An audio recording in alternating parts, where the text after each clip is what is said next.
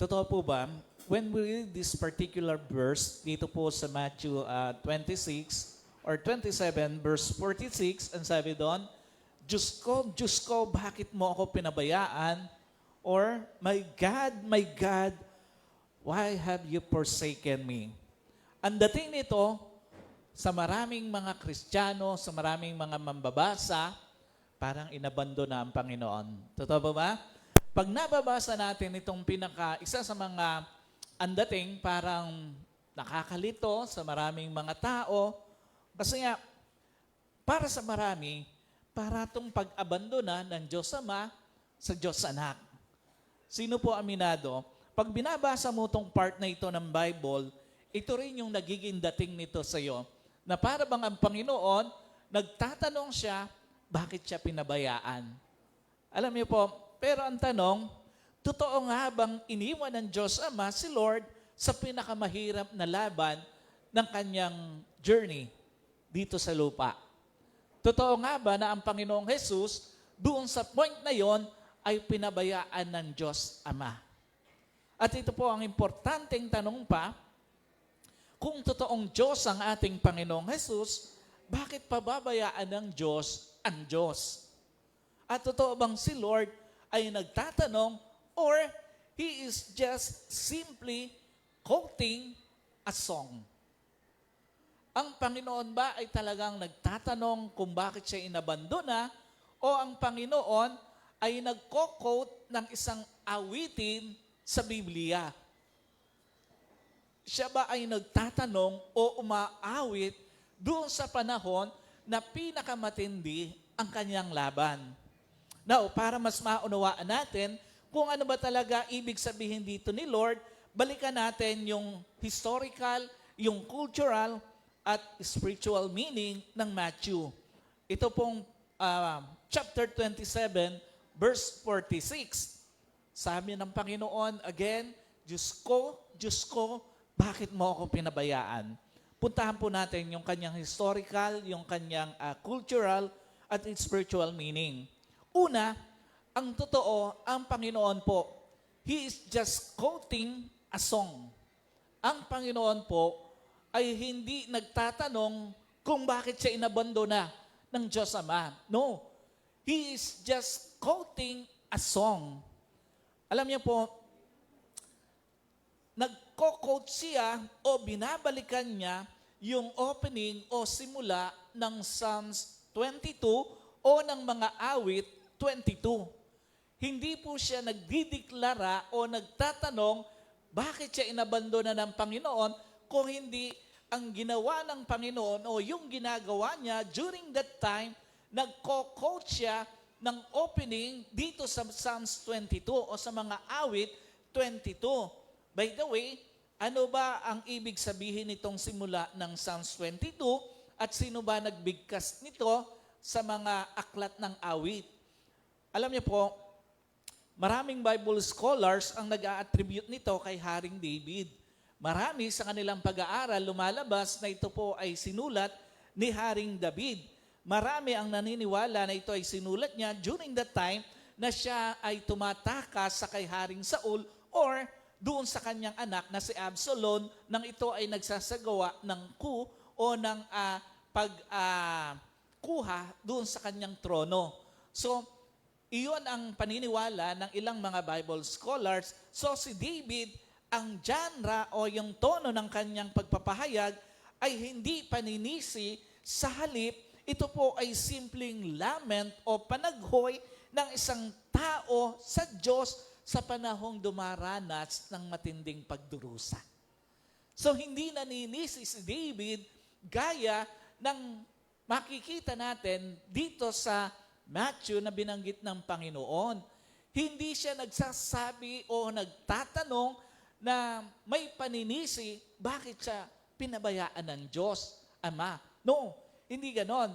So si Lord, when He cried out, Eloi, Eloi, sabatchini, sa Jewish practice, ang pag-quote ng verse 1 or opening nito ay pagpapakita ng matinding hapis. Sa kanila, sa mga Israelita, kapag ka sila ay nag-quote nitong opening ng Psalms 22, ang isang taong yon ay dumaranas ng matinding hapis o pagdurusa.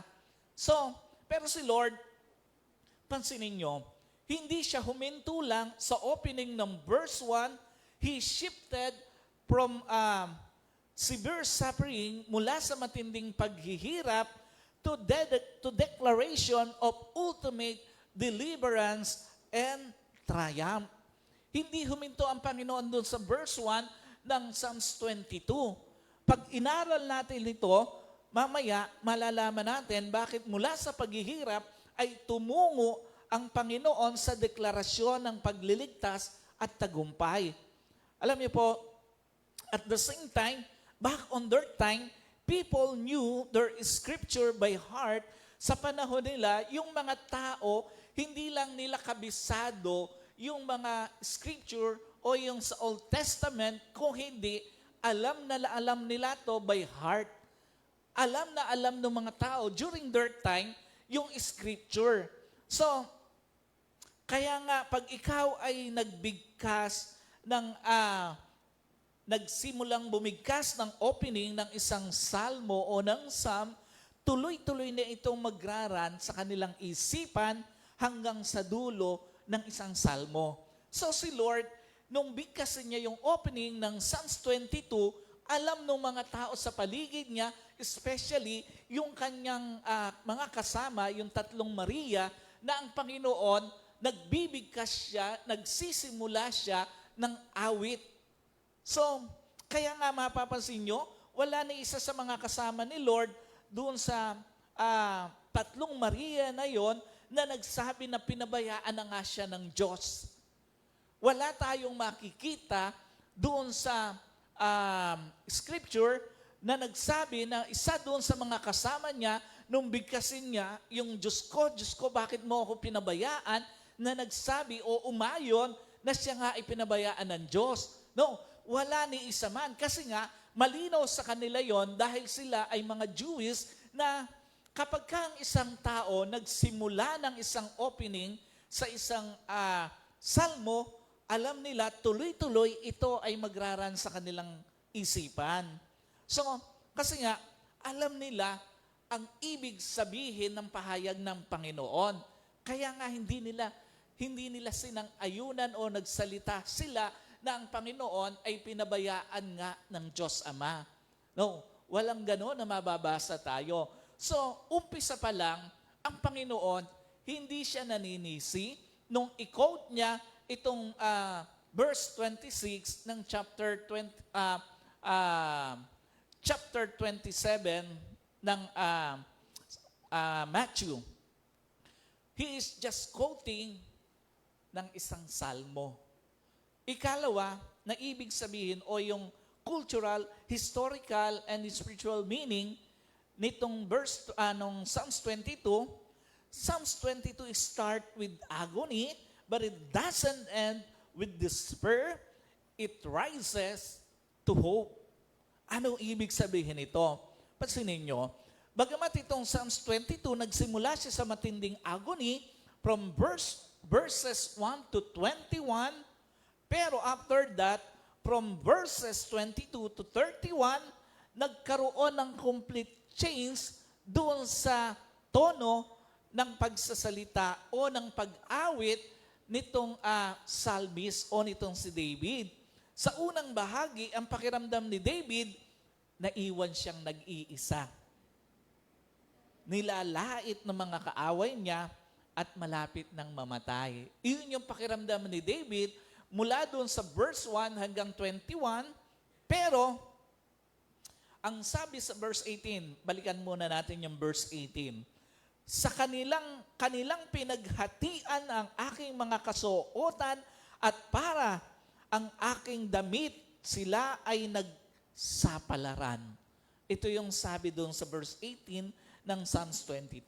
At sa verse 16, doon sa second part, sabi doon, binutasan nila ang aking mga kamay at mga paa. Just imagine, 2,000 years ago, hindi lang umaawit si David.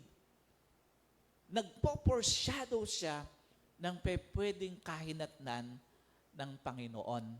Kasi nga, pag inaral mo to, talaga bang nangyari ito kay David na may bumutas ng kanyang kamay, ng kanyang paa? Wala. Ito ay isang foreshadow ng pwedeng mangyari sa Messiah o sa Savior. So, ganong katindi yung agony sa simula.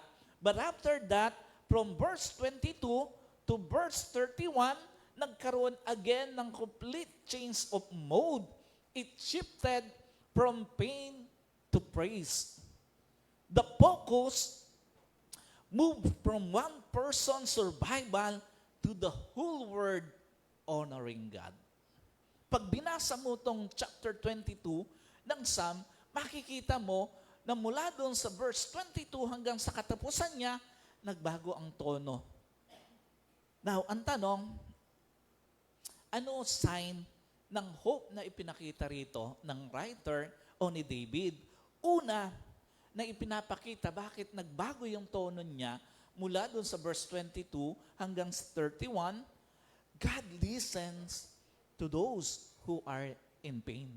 Malinaw kay David na ang Diyos nakikinig doon sa mga taong nakakaranas ng sakit ng kalooban. Alam niyo po, unang-unang pinanggagalingan ng pag-asa ni David, alam niya nakikinig ang Diyos sa kanya. Pansinin niyo, ang sabi sa verse 24, God has not hidden His face from him. Hindi niya ikinubli ang kanyang mukha sa kanya. Naniniwala si David na ang Diyos ay diringgin ang dalangin tulong ng mga taong sobrang nahahapis o nasasaktan. By the way, sino po rito naka-experience anong sobrang agony sa buhay? Yung bang hindi ka lumuluha pero sobrang bigat ng dibdib mo. Sobrang bigat nung dalahin mo. Hindi ka nagsasalita, pero ramdam na ramdam mo yung sakit sa kalooban mo. Sino po rito na-experience na yung ganong karanasan? Alam niyo po, unang-unang pinapakita na sign na meron talagang pag-asa sa gitna ng matinding agony, ang Diyos nakikinig sa gitna ng kasakitan mo. Ikalawa, he remember how God helped people in the past. Ikalawang pinanggagalingan ng pag-asa dito ng writer, inalala niya kung papaano tumulong ang Diyos sa nakaraan. Inalala niya kung papaano siya tinulungan ng Diyos para magtagumpay sa mga nakaraang laban ng kanyang buhay. Sino po rito? Pagbabalikan niya yung mga nakaraang kwento ng kanyang buhay, meron siyang babalikan na pinagtagumpay ng Diyos sa laban niya. Yung matindi yung laban, pero nakita mo, pinagtagumpay ka ng Panginoon. Yung akala mo, hindi ka makakatawid, pero itinawid ka ng Panginoon. Iyon yung isa sa mga pinanggagalingan ng pag-asa ni David. At sobrang importante nito sa kanya. Kasi nga, this memory build trust for his future. Kaya napaka-importante nito sa kanya kasi nga, ito yung nagbi-build ng tiwala niya sa Panginoon para doon sa hinaharap ng buhay niya. Alam niyo po, yung mga alaala na yon ng pagtulong ng Diyos sa mga naging laban niya sa kanyang buhay, ito rin yung patuloy na nagpapatatag ng tiwala niya sa Diyos. Para sa kanya, tinulungan na siya ng Diyos at tutulungan pa siya ng Diyos. Iyon yung pananaw ni David. Ikatlo, he believes that surely God will save him and will keep him alive. Iyon yung pag-asa ni David. Sigurado siya na sa pinakamahirap, pinakamasakit na moment ng buhay niya, ililigtas siya ng Diyos at pananatiliing buhay ng Diyos. The same concept, bakit si Lord, during crucifixion, ito yung kanyang napiling i-quote at awitin. Itong Psalms 22. Dahil sigurado siya na hindi siya pababayaan ng Ama. Another thing, alam na alam ni Lord na dadaan lang siya doon sa physical na kamatayan para sa minsanang pagtubos sa kasalanan ng tao. Malinaw sa kanya yun eh. At pagkatapos nun, 3 araw, muli siyang mabubuhay. Kaya nga pagka inaral mo ng husto, yung context nito, yung historical background, yung cultural at yung spiritual meaning nito, makikita mo na hindi naninisi ang Panginoon. That's why it is started with agony, but it doesn't end in despair. It rises to hope. Another thing, Psalms 22 end with victory. Pansinin nyo, hindi lang nagtapos sa pag-asa yung mga pahayag dito ni Lord. It ends with victory. Ang sabi sa verse 31, He has done it. The same note Jesus would sound in His final words. Ang sabi ng Panginoon, it is finished. Ano pinapakita nito? Kung meron mang pinakamalinaw na prophetically mirror o yung pinakamalinaw na unang pagtanaw for completed redemption and salvation was accomplished, ito yon. So ito yung pinakamalinaw na salamin na kung saan yung kompletong pagliligtas ng Diyos ay nangyari na. So, at para mas maging malinaw yon, himayin natin itong 2 pahayag na to. Sabi doon, He has done it. Ito yung pauna o future-looking prophetic declaration na sinabi ng psalmist na ang Diyos ay nag-provide ng way for salvation na later on, generation will proclaim. So, ang nakaka-amaze pa dito, yung generation that will proclaim God's righteousness ay mga taong isisilang pa lang. So, yung sinasabi ito, doon sa Psalms 22 verse 31, yung binabanggit na yon na magproproklama ng praises sa Lord, mga taong isisilang pa lang yon. At tingnan natin, yung sinabi naman ng Panginoon na it is finished. Gaya ng mensahe sa huling verse ng Psalms 22, ito rin yung isinigaw ni Lord. To be exact, ang sinabi niya, tetelestai, which implies something that has been completed or complete, something fulfilled, paid, or reconciled. In first century, sa kanila pong panahon, ang isang painter, kapag siya ay lumilikha ng isang obra at patapos na siya, yung huling guhit niya doon sa canvas, pagkatapos nun, sumisigaw siya ng tetelestai. So yun yung sinisigaw niya na ibig sabihin, wala nang idadagdag, wala nang kulang. So yun yung sinisigaw ng isang painter during the time or their time. So another thing, during their time, kapag kang isang tao ay nangutang at nakakompleto ng kanyang utang, ang nakalagay doon sa kasulatan ay tetelestai. Ibig sabihin, unless na nakumpleto mo yung kabayaran, wala kang mababasa na tetelestai sa isang kasulatan ng pagkakautang. So, ano pinapakita nito? Si Lord, nang i-declare niya, tetelestai, ibig sabihin niya, kumpleto na kaligtasan mo.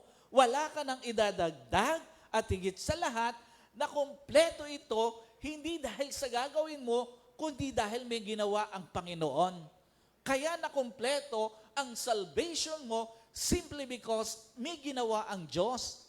Hindi dahil may gagawin ka o may ginawa ka.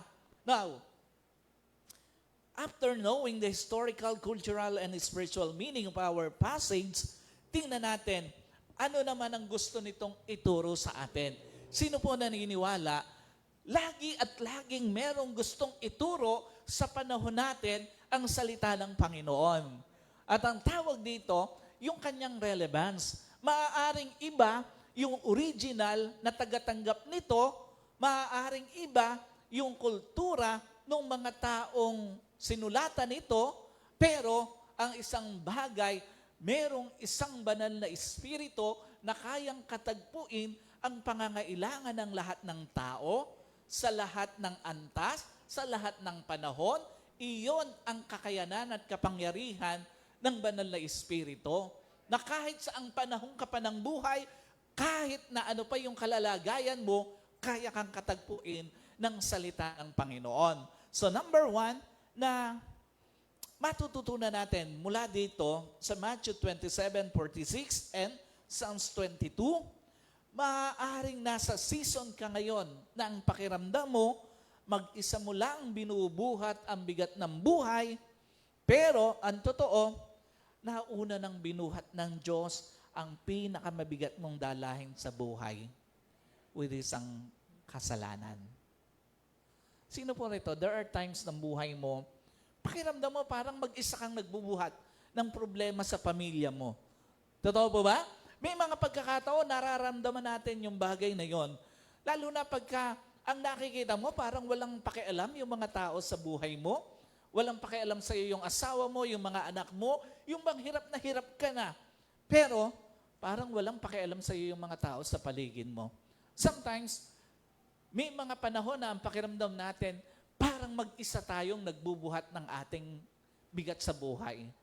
Pakiramdam natin, parang inasa na lang lahat sa iyo ang pagbubuhat ng bigat ng buhay. Sino po rito sa mga magulang, pagkatapos mo maghanap buhay, pagdating mo sa bahay, magliligpit ka pa? Yung parang mga borders yung anak mo? Yung parang walang pakialam kung ano yung pinagdaanan mo sa labas. Walang pakialam kung ano ba yung naging hirap mo, ano yung mga kinaharap mo doon sa labas. Alam niyo po, and at the same time, may mga tao na, pansinin nyo, sa loob mismo ng tahanan, nararamdaman natin, na parang yung mga tao sa paligid natin, parang walang pakialam. Mula doon sa mga pinakasimple, hanggang doon sa mga pinaka-importante, pinaka-grabe na mga dalahin sa buhay, minsan, may mga pagkakataon, ibinibigay sa iyo ang lahat ng bigat. Kaya nga, dapat doon sa mga anak, dapat alam nyo na hindi komo nakauwi ng buhay ang magulang, okay lang yung pinagdaanan niya doon sa labas. No, may mga magulang na bago sila nakauwi, napagalitan sa trabaho, bago sila nakauwi, nakaranas ng hindi maganda sa sasakyan, bago sila nakauwi, naka-experience ng masakit na karanasan.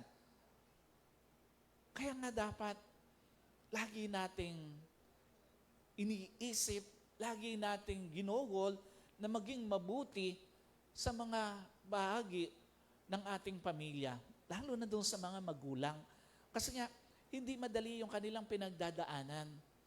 Bago ka lumaki, alam niyo ba na bago lumaki ang isang anak, bago makarating doon sa kanyang legal age, ang magulang po according sa pag-aaral ay halos gumagastos ng 2 milyon.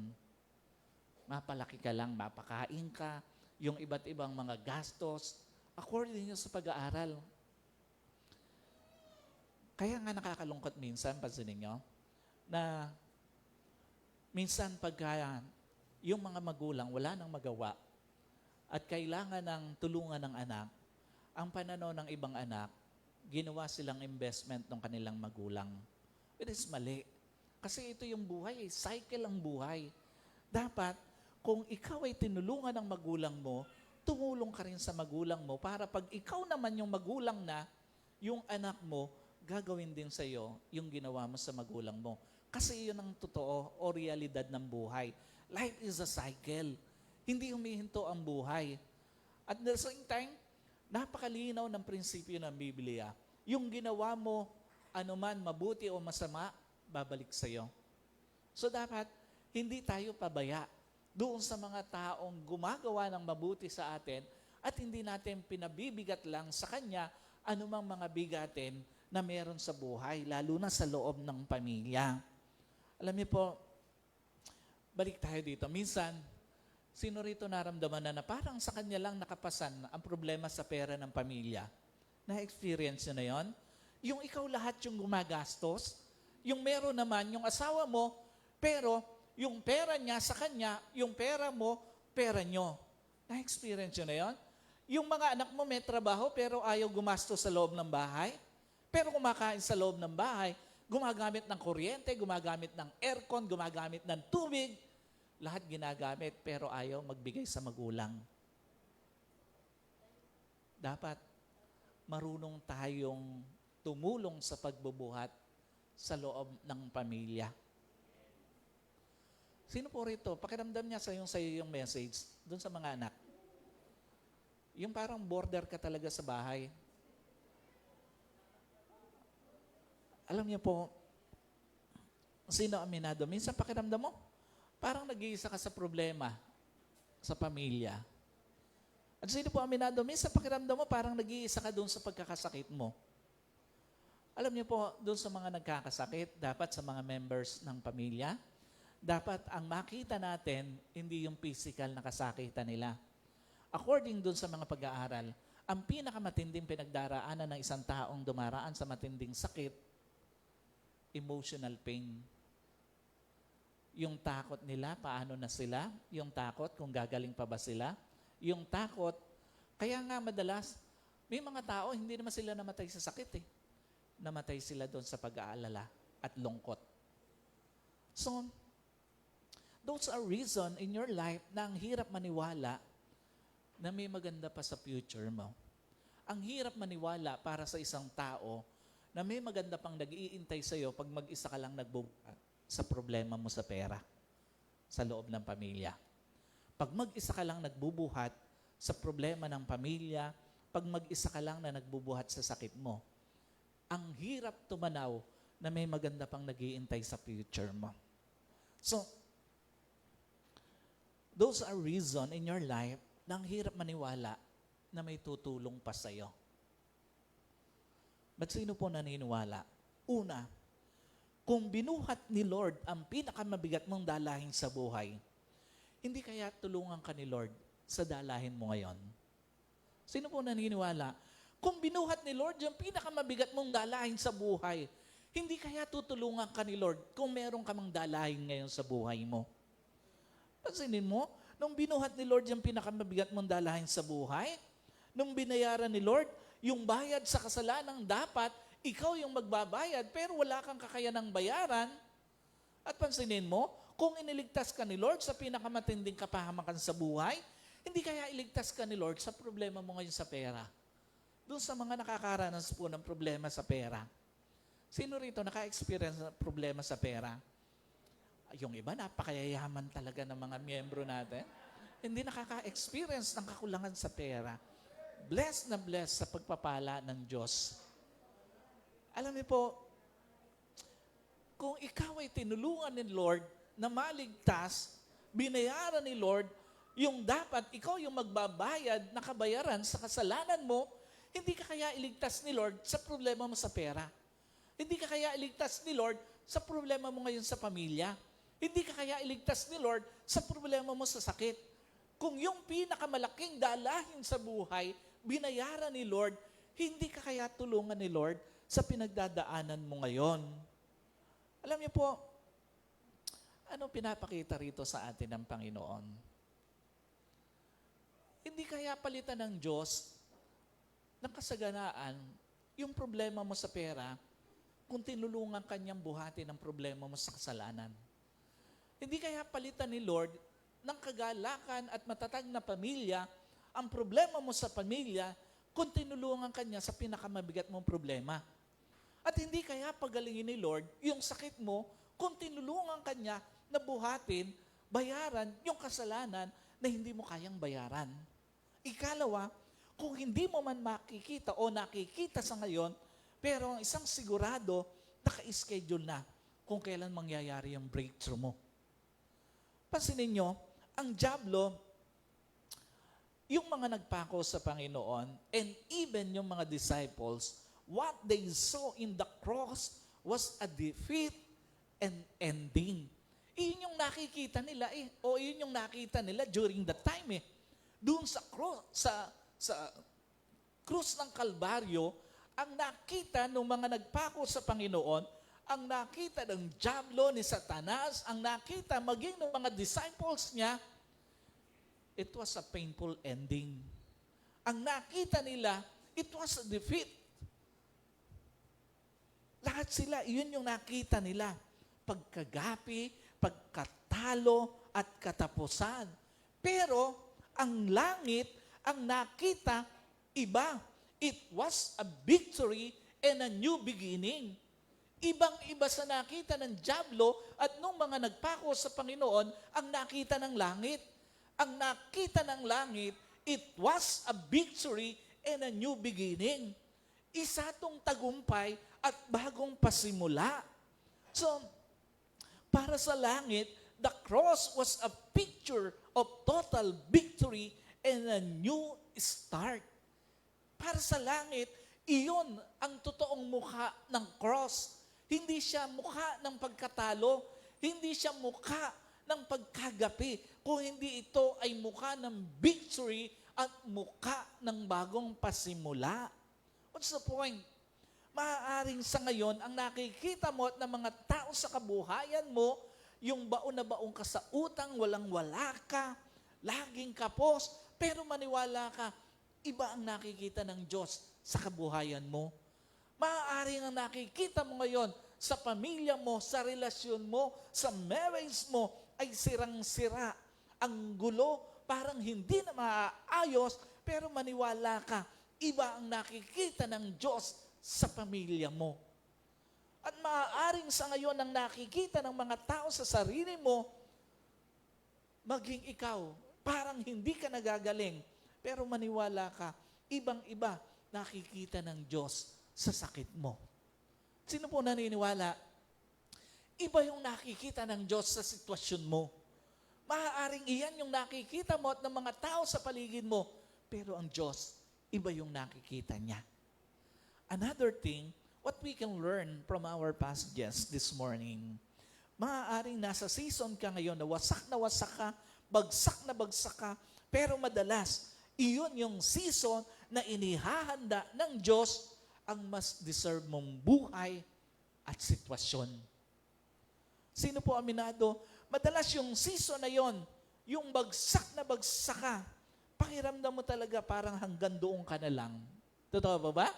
Sino rito, aminado, na-experience na yung ganong klase ng pakiramdam? Doon sa point na bagsak ang kabuhayan mo, walang-wala ka, doon sa point na ang gulo-gulo ng pamilya mo, doon sa point na ang grabe na ng sakit mo, pakiramdam mo parang hanggang doon ka na lang. Ano pinapakita rito? Sino po naniniwala? Madalas yung panahon na inihahanda ng Diyos ang mas magandang kwento ng buhay mo. Totoo po ba yan? Now, ang tanong, saan ka madalas na inihahanda ni Lord gamit yung mga setbacks mo sa buhay? Yung mga pagbagsak mo sa buhay. Una, para sa mas magandang path o landas ng journey mo. Minsan, hahayaan talaga ng Diyos na magkaroon ng setbacks sa buhay mo para ihanda ka. At unang-una, para ihanda ka dun sa mas magandang path o landas ng journey mo. Sometimes, kaya pala may setback sa finances mo kasi si Lord may inihahanda palang better version ng finances para sa'yo. Sino po rito na-experience na walang-wala kahit na pangkain, kaya pala ang gusto ng Diyos, magkaroon siya, tumanaw siya doon sa mas magandang trabaho na nag-iintay sa Kanya.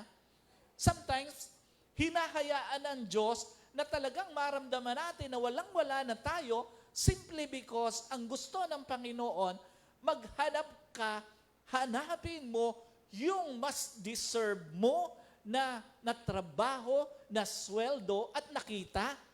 Kaya pala hinahayaan nyo ng Panginoon. Alam niyo po, sometimes, kaya pala may mga setbacks sa relasyon mo kasi si Lord meron pala siyang inihahanda na better version ng relationship para sa iyo. And sometimes, kaya pala may setback sa karir mo kasi si Lord, meron pala siyang inihahanda na better version ng karir para sa iyo. Kaya ka pala tinanggalan ng Diyos ng trabaho kasi merong mas nag-iintay sa iyong magandang trabaho. And sometimes, kaya pala may setback sa health mo kasi si Lord may inihahandang better version ng health para sa iyo. That's why si Lord, He will intentionally close doors and stop you from walking down path that could harm you. Kaya pala minsan, si Lord, sasadyain niyang isarado ang isang pintuan sa iyo kasi pag nagtuloy-tuloy ka doon sa landas na yon, mas masasaktan ka lang. So, that's why si Lord, madalas, sadya niyang isasarado ang isang pintuan sa iyo kasi alam niya that path could only waste your time and affections. Minsan, isasarado talaga ni Lord ang isang pintuan sa iyo kasi alam ni Lord, magsasayang ka lang ng panahon ng buhay mo doon. Magsasayang ka lang ng pagmamahal doon. Kaya pala minsan si Lord, mahal na mahal mo yung isang tao pero sinarado niya yung pintuan sa iyo para doon sa tao na yon. Kasi alam ng Diyos, sasayangin lang niya yung buhay mo. Sasayangin lang niya yung pagmamahal mo. So si Lord, kesa masayang ang pagmamahal at buhay mo, isasarado na lang niya yung pintuan na yon para sa iyo. So, kaya pala si Lord, minsan, sadya niyang isasarado ang pintuan sa iyo kasi masasayang lang ang maraming panahon sa buhay mo. So, pag may nawalang kabuhayan, move on.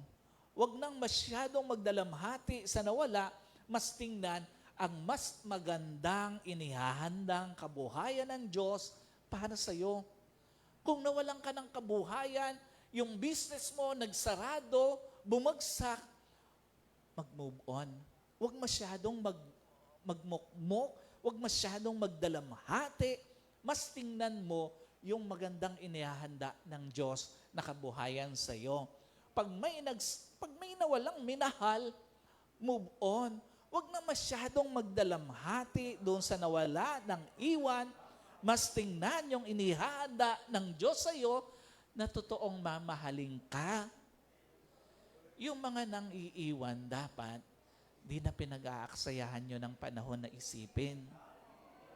Dapat yung mga taong nang iiwan, hindi nagpahalaga ng pagmamahal, iniiwan na sa nakaraan.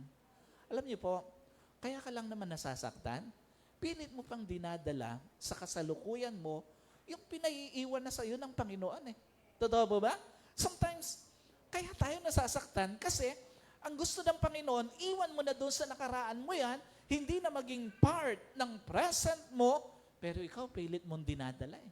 So sa halip na makapag-move on ka, nag-i-stay ka doon sa pain. Nag-i-stay ka doon sa kasakitan ng nakaraan. So, pag may nawalang karir, nawalang trabaho, move on. Huwag nang masyadong magdalamhati. Tingnan yung magandang inihahanda ng Diyos sa iyo. At higit sa lahat, when God puts you at your season of setbacks, learn to pause and reflect. Matutong magtanong sa Diyos, ano talaga yung gusto niya para sa iyo. Pag meron setback sa buhay mo, setback sa pera, sa kabuhayan, sa relasyon, sa kalusugan, sa karir, matutong mag-pause, matutong mag-reflect. Tanungin ang Diyos, ano ang gusto ng Diyos talaga para sa iyo. Learn to honor, trust the timing of the Lord. So pag may setbacks, matutong i-honor yung timing, yung trust, matutong i-honor, magtiwala sa timing ng Panginoon.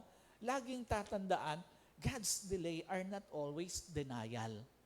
Maaaring may delay, pero hindi ibig sabihin nun, dininayed na ng Panginoon yung prayer mo. And then, learn to stay faithful. Kahit nasa season ka ng setbacks ng buhay mo, manatili kang tapat sa Diyos at sa pinagagawa ng Diyos sa iyo. Ano man yung pinagagawa sa iyo ngayon ng Diyos, manatili kang tapat doon. Although may setbacks, manatili ka pa rin tapat sa Diyos at sa pinagagawa sa iyo. And finally, maaaring nasa season ka na sobrang bigat at hirap ang pinagdaraanan mo at gusto mo nang sumuko. Pero madalas, sa season na gusto mo nang sumuko, doon nagsisimula totoong turning point ng buhay mo. Totoo ba, may mga times na sa sobrang bigat ng pinagdaraanan mo sa pera, parang gusto mo na lang tanggapin na hindi ka na magkakaroon ng financial breakthrough o financial freedom. Totoo po ba yun? Doon sa mga nakaranas na matinding problema sa pera? Sino rito yon? Ako lang ba nakaranas noon ng matinding problema sa pera? Sino aminado? During that time, pakiramdam mo parang hindi ka na darating doon sa buhay mo o sa season ng buhay mo na magkakaroon ka ng financial freedom. Alam niyo po, totoo ba minsan, may mga times na dahil sa sobrang bigat ng pinagdaraanan mo sa relasyon, pakiramdam mo, parang gusto mo na lang tanggapin na hindi ka naliligaya. Totoo ba yun? Yung ilang beses ka nang naloko, yung ilang beses ka nang sinaktan ng taong minahal mo, alam niyo po, minsan ang pakiramdam natin doon sa point na yun ng ating buhay, pakiramdam mo parang hindi ka naliligaya sa buhay mo. And at the same time, alam niyo po, totoo ba may mga times na sa sobrang bigat ng pinagdadaanan mo sa trabaho mo, pakiramdam mo, gusto mo na lang tanggapin na hindi ka magiging successful sa iyong karir. At totoo ba, may mga times na sa sobrang bigat ng pinagdaraanan mo sa sakit, parang gusto mo na lang tanggapin na talagang makikipagkita ka na kay Lord. But sino po naniniwala?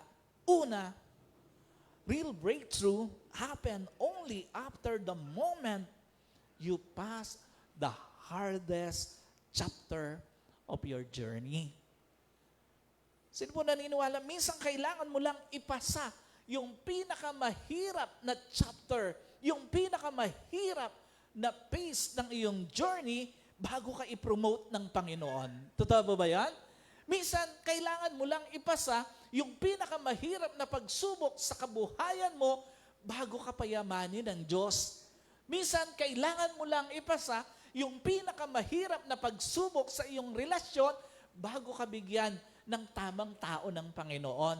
At minsan, kailangan mo lang ipasa yung pinakamahirap na pagsubok sa iyong karir bago ka i-promote ng Diyos sa iyong karir. Alam niyo po, ano pinapakita rito ng Panginoon? Minsan, kailangan lang talaga nating daanan yung mga pinakamasasakit na chapter ng buhay bago tayo makarating doon sa deserve mong buhay. Deserve mong kabuhayan, deserve mong relasyon, sa deserve mong career, and at the same time, sa deserve mong kalusugan. What's the point? The moment you stop, tandaan niyo po, all chances to succeed stops. The moment you stop, all chances of better future stop. And the moment you stop, all chances of breakthrough stops.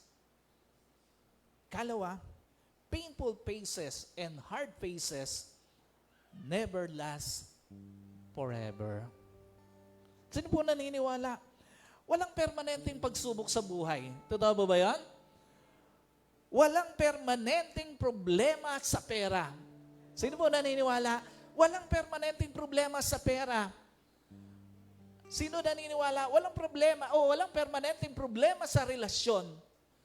Kung hindi maayos at ayaw umayos nung taong minahal mo, tsak magdadala ang Diyos ng totoong magmamahal sa iyo.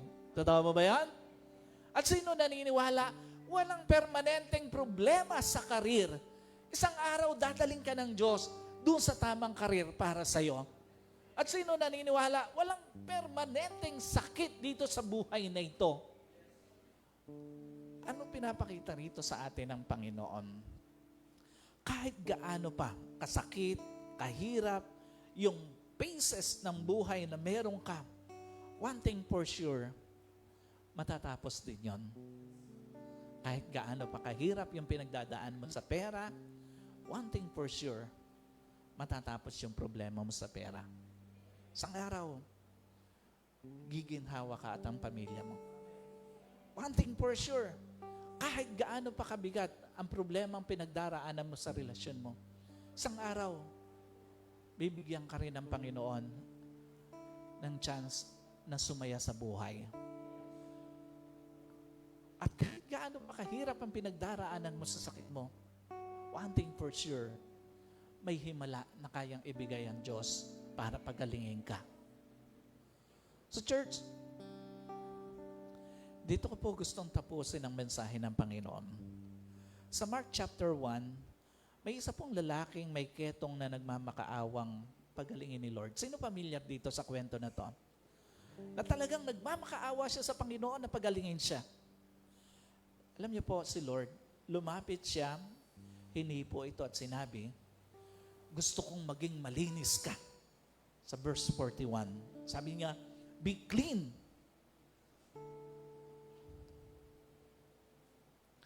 Sa ating pong panahon, pagka humipo ka or tumapi ka ng tao, it was an act of comforting. Totoo po ba yan?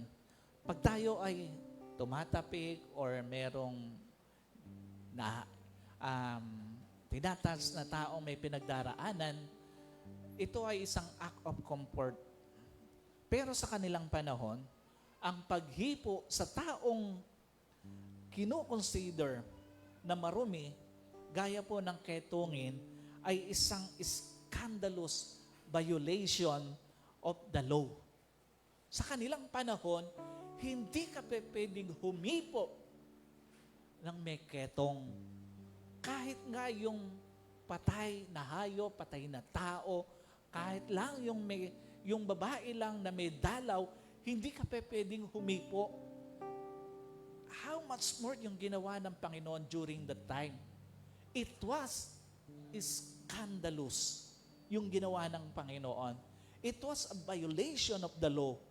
Sa aklat kasi ng Leviticus, ang ketong ay isa sa mga pinakamaruming sakit. So sino mang may ketong, inilalayo sa pamilya, puwersahang dinadala sa ilang o sa wilderness at kinakailangang sumigaw siya ng marumi para umiwas yung mga taong papalapit kung nasa saan man siya. Isa po sa mga pinaka-striktong rules sa relihiyon, dahil sa kanilang religious code or rule, ang pagiging marumi ay nakakahawa o contagious. Yun yung isa sa mga code nila. So pag humipo ka ng may ketong, ikaw ay i-consider na rin na marumi. Legally, contaminated ka na rin. Si Lord, pwede naman niyang pagalingin yung may ketong sa pamamagitan lang ng pagsasalita. Totoo po ba? May kakayanan ng Diyos na kahit hindi na niya hipuin, mapapagaling niya yung tao na may ketong. Pero bakit intentionally, hinipo pa rin siya ni Lord? Ano tinuturo nito? Sa totoo lang, tinuruan tayo na pag lumalapit ka sa Diyos, dapat malinis ka, dapat ayos ka. Totoo ba yun? Yun yung natutunan natin na dapat pag lumalapit ka sa Panginoon, malinis ka. Dapat pag lumalapit ka sa Panginoon, hindi ka marumi. Ayos ka. Pero si Lord, ang pinakita niya dito, hindi mo kailangan maging malinis na malinis bago ka makalapit sa Kanya. Si Lord, ang pinakita niya rito, hindi mo kailangan maging banal na banal bago ka makalapit sa Kanya. Si Lord, ang pinakita niya rito, hindi mo kailangan maging ayos na ayos ang buhay mo bago ka makalapit sa Diyos. What's the point? Sa panahong pinakamagulo, pinakapangit ang nangyayari sa buhay mo, kakatagpuin ka ng Diyos. Sa panahong pinakamagulo, pinakapangit nangyayari sa kabuhayan mo, baon na baon ka sa utang, kakatagpuin ka ng Diyos. Sa panahong pinakamagulo, pinakapangit ang nangyayari sa iyong pamilya, sa iyong relasyon, sa iyong marriage, kakatagpuin ka ng Diyos. Sa panahong pinakamagulo, pinakapangit ang nangyayari sa karir mo, parang wala nang gustong tumanggap sa iyo, kakatagpuin ka ng Diyos. Sa panahong pinakamasakit ang nangyayari sa kalusugan mo, na wala na halos naniniwalang gagaling ka, kakatagpuin ka ng Diyos.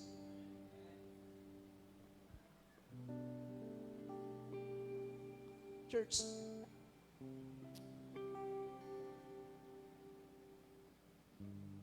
maaaring hindi mo sinasabi sa katabi mo, sa kaibigan mo,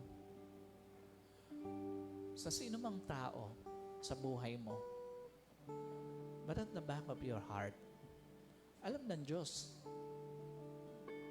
ano man yung sakit, ano man yung pinakamagulo, pinakapangit na nangyayari sa buhay mo ngayon na hindi nila alam. But again, gaya po ng pinakita ng Panginoon, sa moment na pinakapangit at pinakamagulo nangyayari sa buhay mo, kakatagpuin ka ng hihipuin ng Diyos ang buhay mo at ibibigay ng Diyos yung pinakatamang sagot sa anumang sitwasyon na meron ka. Sino po rito aminado? Hindi nagkataon ang mensaheng ito para sa iyo. At some point ng buhay mo, at some area ng buhay mo, may katatagpuin ng Diyos. So as we sing this song, as a song of remembering how God is good, minsan ang kailangan lang pala natin, hindi man natin sabihin sa ibang tao, sa Diyos na lang natin sabihin yung bigat na meron ka. At maniwala ka, meron at merong pakikipagtagpo na gagawin ng Diyos sa iyo.